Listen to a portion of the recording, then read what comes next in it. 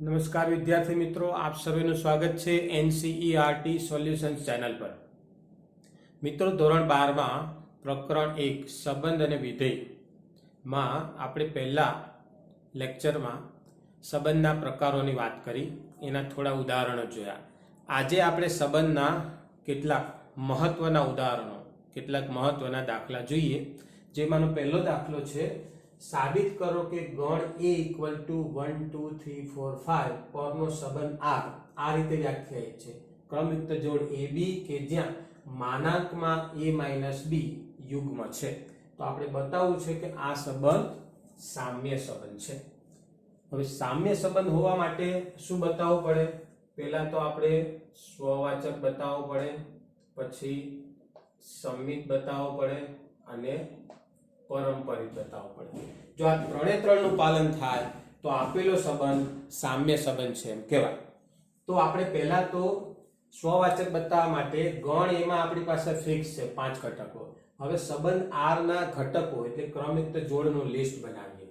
તો જુઓ, અહીં સંબંધ R ના ઘટકોની યાદી બનાવીએ। તો એવી બધી ક્રમયુક્ત જોડ લેવાની કે જેથી a माइनस b નો માનાંક યુગ્મ થાય। હવે ધારો કે બધા જ ઘટકો ગણ a માંથી લેવાના છે, એટલે હું 1 લઈ લઉં તો 1 માંથી 1 ને બાદ કરો તો 1 - 1 0, 0 એ યુગ્મ છે। પછી આપણે 1 ની સાથે બીજા ઘટકો લેતા જઈએ। જો 1 - 2 એટલે -1 અયુગ્મ થાય, 1 - 3 -2 એનો માનાંક એટલે 2 થઈ જાય, યુગ્મ છે। પછી 1 ની સાથે 4 નહીં આવે, 5 આવશે। 4 કેમ નહીં આવે? કારણ કે 1 - 4 એટલે -3, -3 નો માન એટલે +3 પણ અયુગ્મ છે। આપણે યુગ્મ થાય એવા જ લેવાના, એટલે 1 ની સાથે આટલા આવશે। પછી 2 લઈએ તો 2 ની સાથે 1 લઈએ તો 2 - 1 એટલે 1 અયુગ્મ છે, નહીં આવે। તો હવે તમને ખ્યાલ આવી ગયો, 2 - 2 0। ટૂંકમાં અયુગ્મની સાથે અયુગ્મ આવશે, કારણ કે તફાવત આપણે યુગ્મ જોઈએ છે। તો 2 ની સાથે 3 નહીં આવે, 2 ની સાથે 4 આવશે, બરાબર।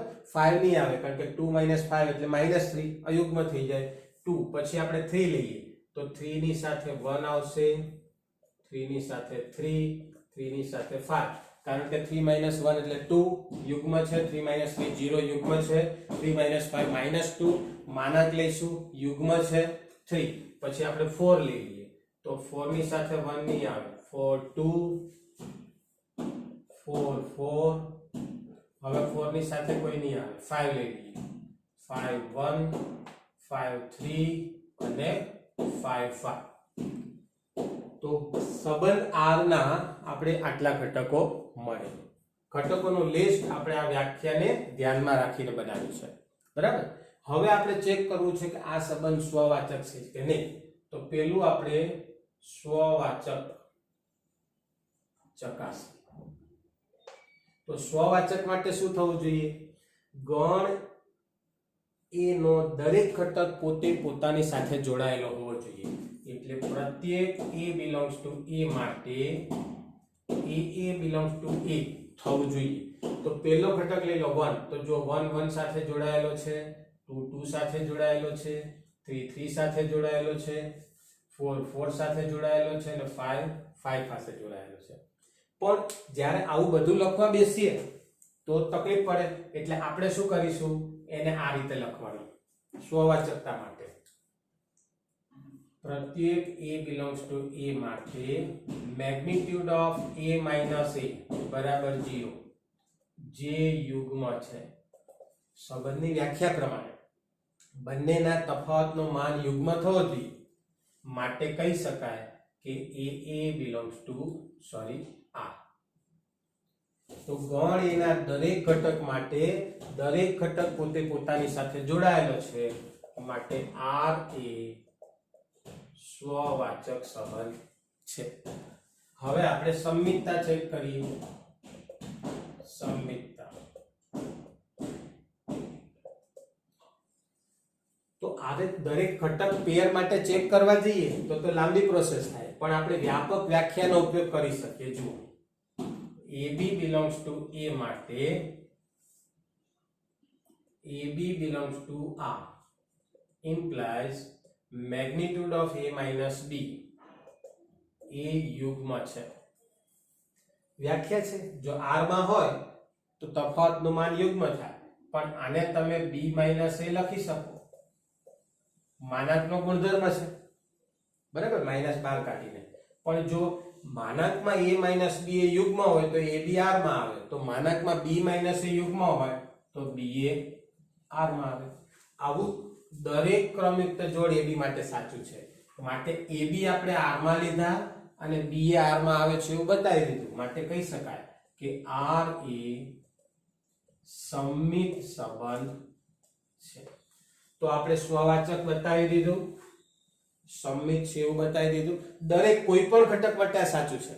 આપણે અહીંથી પણ ચેક કરી શકીએ, પણ બે માટે ચેક કરીને બતાવી દઈએ તો ના ચાલે. આપણે દરેક ઘટક માટે સમાધાન થાય છે એવું બતાવવું પડે. એટલે પર્ટિક્યુલર લેવાના નહીં, વ્યાપક લેવાના. હવે આપણે બતાવવાનું રહ્યું પરંપરિત. તો પરંપરિત માટે આપણે શું કરીશું જોઈ લઈએ.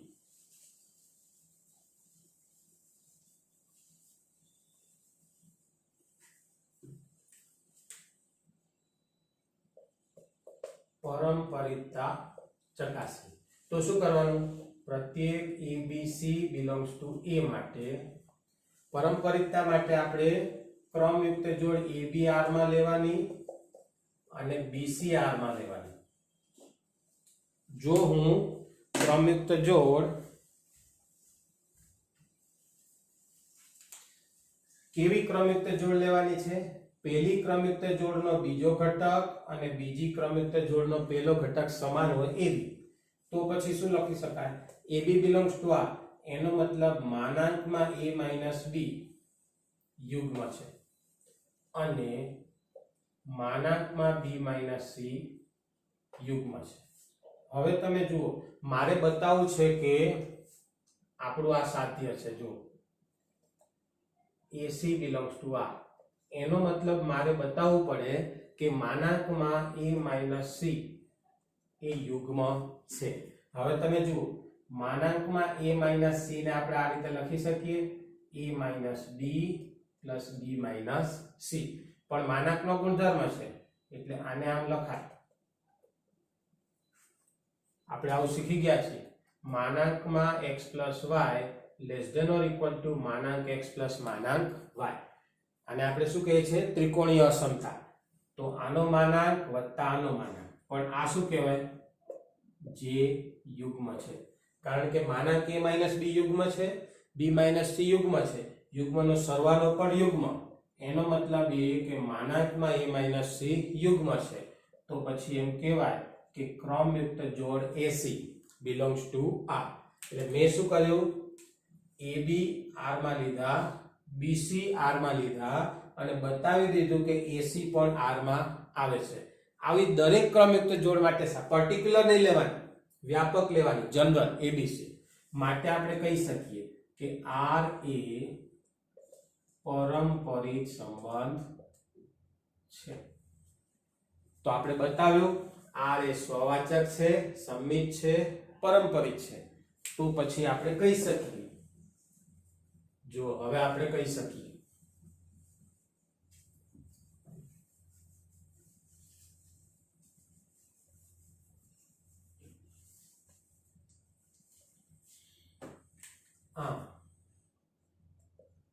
સંબંધ r એ સ્વવાચક,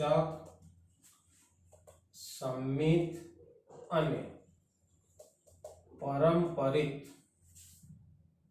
હોવાથી r એ સામ્ય સંબંધ છે. તો આપણો પ્રશ્ન હતો કે ગણ a પરનો સંબંધ r સામ્ય સંબંધ છે એવું સાબિત કરો. એટલે આપણે પહેલા સંબંધ r ના ઘટકોનું લિસ્ટ બનાવ્યું. પછી આપણે હવે જો અહીંયા લિસ્ટ બનાવીએ છીએ આપણે, પણ તમે લિસ્ટ ન બનાવ્યું હોય તો વ્યાપક રીતે પણ તમે જે સાબિતી આપી એમાં જુઓ, તમે આ લિસ્ટની કઈ જરૂર નથી પડતી. પણ તમારે ચેક કરવું હોય તો કોઈ પણ પેર લઈને ચેક કરી શકાય. આમાંથી બીજા શોર્ટ ક્વેશ્ચન્સ બનાવી શકાય. આ લિસ્ટ મેં શા માટે બનાવ્યું છે હમણાં કહું છું. આ જ ક્વેશ્ચનને હજુ એક્સટેન્ડ કરી શકાય, બરાબર. તો સામ્ય સંબંધ છે એવું આપણે બતાવી દીધું. હવે આ જ પ્રશ્ન પાછો આ રીતે પૂછ્યો છે. જો હજુ આમાં આપણે આ ક્વેશ્ચનને આગળ વધારીએ. હવે આપણે બતાવવાનું છે, પછી એમાં આગળ છે સાબિત કરો કે 135 ના બધા જ ઘટકો એકબીજા સાથે સંબંધ R ધરાવે છે અને 2,4 ના બધા જ ઘટકો એકબીજા સાથે સંબંધ R ધરાવે છે, પરંતુ 135 ચાલો એ આપણે પછી કરીએ, પહેલા આટલું આપણે બતાવી દઈએ. બરાબર, હવે આપણે બતાવવું છે કે જુઓ ગણ B બરાબર 135 પરનો સંબંધ R1 લઈ લઈએ. આને હું ગણ B કહી દઉં. ગણ એમાં મારી પાસે 1 2 3 4 5 છે. હવે આપણે એને એક ઉપગણ લીધો તો B પરનો સંબંધ R1 લો અને સંબંધ તો આ રીતે જ વ્યાખ્યાયિત છે. બરાબર, ધારો કે ગણ B પરનો સંબંધ R જ કહી દો ને, સંબંધ તો આ જ છે. તો હવે હું યાદી બનાવું તો જો 1 ની સાથે 1 આવશે, 1 3 આવશે, 1 5 આવશે. કારણ 1 - 1 0 એટલે યુગ્મ છે, 1 - 3 એટલે -2 યુગ્મ છે, 1 - 5 એટલે -4 યુગ્મ છે. એ જ રીતે 3 સાથે લઈએ તો 3 1 3 3 3 5 અને 5 1 5 3 અને 5 5 મળે. માટે કહી શકાય કે 135 ના બધા જ ઘટકો એકબીજા સાથે સંબંધ R ધરાવે છે.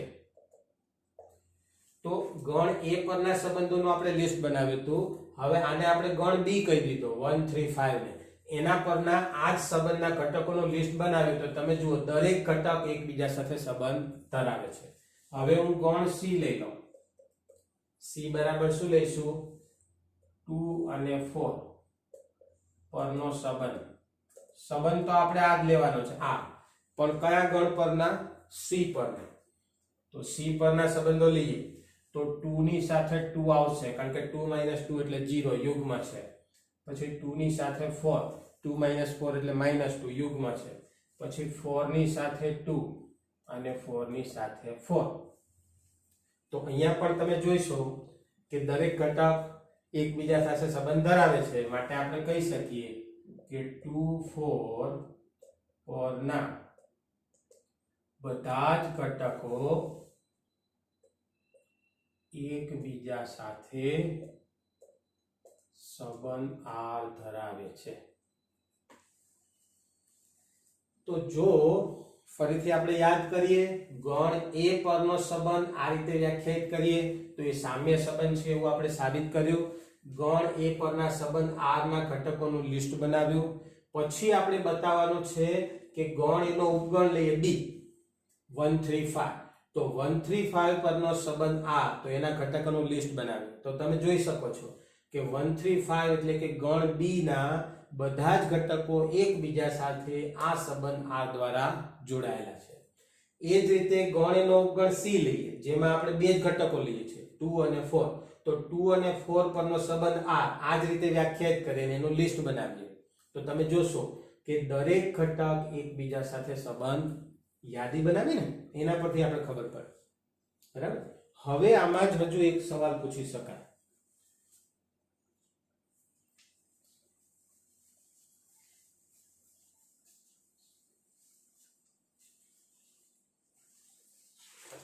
હવે ક્વેશ્ચન આવો છે, સાબિત કરો કે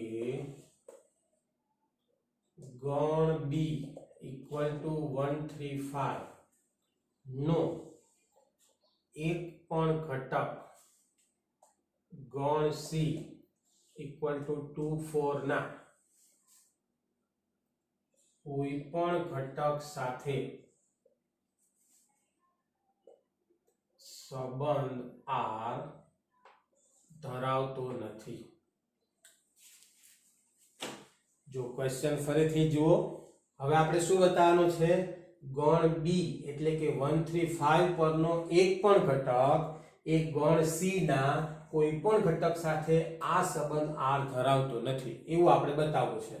તો તમે જુઓ છો ગણ બી ના જ ઘટકો લો તો એકબીજા સાથે સંબંધ ધરાવે છે, ગણ સી ના જ ઘટકો લો તો એકબીજા સાથે સંબંધ ધરાવે છે, પણ બી અને સી ના ઘટકો એકબીજા સાથે સંબંધ નથી ધરાવતા. કેમ?